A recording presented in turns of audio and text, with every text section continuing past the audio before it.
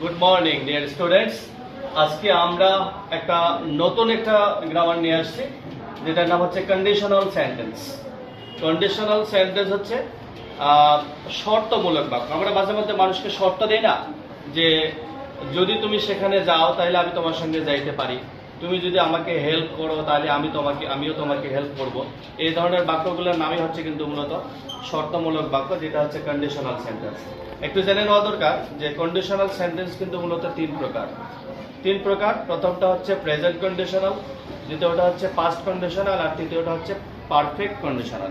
এটা একটা সংক্ষেপ নাম আছে, যেটা হচ্ছে প্রেজেন্ট কন্ডিশনালের নাম হচ্ছে ফার্স্ট কন্ডিশনাল, পাস্ট কন্ডিশনাল নাম হচ্ছে সেকেন্ড কন্ডিশনাল, আর পারফেক্ট কন্ডিশনাল সেটা হচ্ছে তোমার থার্ড কন্ডিশনাল। সো আমরা present first conditional, second conditional, third conditional বলেও এগুলোকে অভিহিত করতে পারি। আচ্ছা, এবারে আসি। প্রথমটা আছে if plus present indefinite tense equal future indefinite tense. এটা কি? এটা হচ্ছে ফার্স্ট কন্ডিশনাল বা প্রেজেন্ট কন্ডিশনাল। ইফ যুক্ত বাক্যটা যদি প্রেজেন্ট ইনডেফিনিট টেন্স হয়, তাহলে পরের সেন্টেন্সটা কিন্তু আমাদের ফিউচার ইনডেফিনিটে করতে হবে। এটার নাম হচ্ছে প্রেজেন্ট কন্ডিশনাল।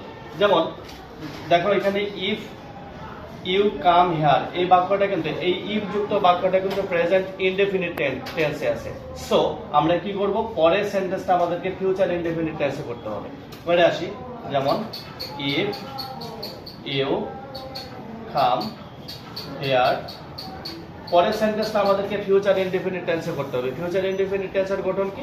ফিউচার ইনডেফিনিট টেন্সের গঠন হচ্ছে সাবজেক্টের পর শ্যাল এবং উইল। ফিউচার মানেই কিন্তু শ্যাল উইল ব্যবহার করতে হবে, এই জিনিসটা কিন্তু সবাইকে খেয়াল রাখতে হবে। আই এর পরে শ্যাল বসাবো আমরা, শ্যাল, আই শ্যাল। আর শ্যাল এবং উইলের পরে ভার্বের কিন্তু কোনো পরিবর্তন হয় না। সো গো আছে, এখানে গো থাকবে। I shall go with you. এবার আসি আমরা দ্বিতীয় নিয়মটা। ইফ যুক্ত বাক্যটা যদি পাস্ট ইনডেফিনিট টেন্স হয়, ইফ যুক্ত বাক্যটা যদি পাস্ট ইনডেফিনিট টেন্স হয়, তাহলে পরের সেন্টেন্সটা আমরা কিভাবে গঠন করব? গঠনটা হচ্ছে সাবজেক্টের পর আমরা উড, কুড, মাইট দেব, তারপরে প্রিন্সিপাল ভার্ব, তারপরে আদার্স। এই যে ইফ যুক্ত বাক্যটা পাস্ট ইনডেফিনিট টেন্স, এটাকে সেকেন্ড কন্ডিশনাল বলা হয় বা পাস্ট কন্ডিশনালও আমরা বলতে পারি। যেমন দেখো, if you studied here, past indefinite টেন্সের গঠন কি? তোকে সাবজেক্টের পরে কিন্তু ভার্বের পাস্ট যুক্ত আছে, স্টাডি থেকে স্টাডিড, সেক্ষেত্রে ইফ যুক্ত বাক্যটা কিন্তু ফার্স্ট ইনডেফিনিট টেন্স এখানে হলো। আচ্ছা, তাহলে পরের সেন্টেন্সটা আমরা এই স্ট্রাকচার অনুসরণ করতে হবে।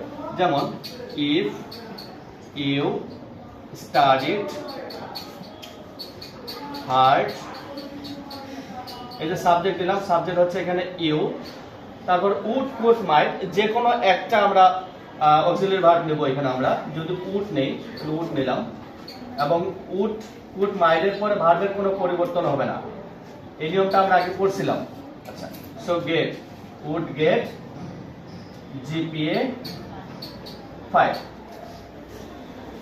আচ্ছা, এবারে আসি 3 নম্বরে। 3 নম্বর হচ্ছে কি, ইফ যুক্ত বাক্যটা যদি পাস্ট পারফেক্ট টেন্স হয়, পাস্ট পারফেক্ট টেন্স যদি হয়, তাহলে পরের সেন্টেন্সটা আমরা গঠন কি করব? সাবজেক্টের পর would have, could have, might have, তারপরে ভার্বের পাস্ট পার্টিসিপল দিতে হবে। PV3 হচ্ছে ভার্বের পাস্ট পার্টিসিপল।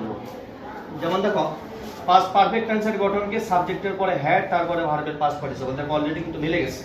দেখো ইফ যুক্ত বাক্যটা পাস্ট পারফেক্ট টেন্স, যেমন if they had played well, পরের সেন্টেন্সটার গঠন প্রথমে সাবজেক্ট দেবো, তারপরে would have, could have, might have, যে কোনো একটা দেবো আমরা।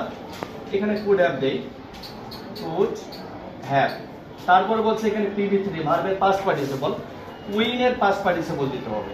উইনের পাস্ট পার্টিসিপল হচ্ছে ওন, উইনের পাস্ট পার্টিসিপল হচ্ছে ওন, তারপরে বাকি অংশ আদার্স। সো এই হলো আমাদের কন্ডিশনাল সেন্টেন্স।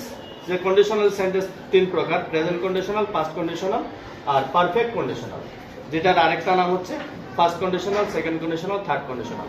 আশা করি সবাই বুঝতে পারছো। Thank you all.